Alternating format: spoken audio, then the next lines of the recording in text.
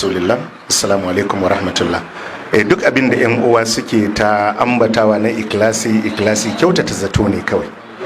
Al'amarin ikhlasi banda Allah ba wanda ya san shi. Kamar yadda malam ya ambata, abin da nake roko shine addu'a. Kalubale kala-kala yana nan. Allah ya taimake mu waɗannan ayyuka su zama karɓaɓɓu a wajen Allah shine riba, kuma Allah ya tabbatar da digadiganmu akan yin ayyukanmu domin Allah.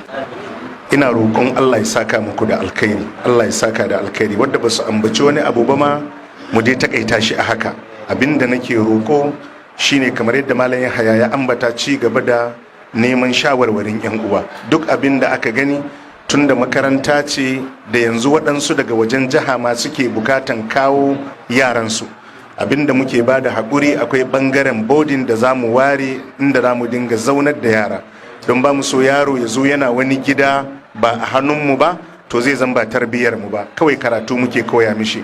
Amma wadda ya zo yake karkashin kular mu, to nan zai zan mu muke karantar da shi, mu muke ba shi tarbiyya, kuma in Allah ya yarda Allah zai cika mana burin mu.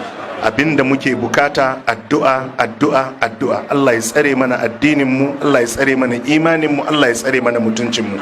Allah ya sa waɗannan abubuwa kuma don Allah muke yi.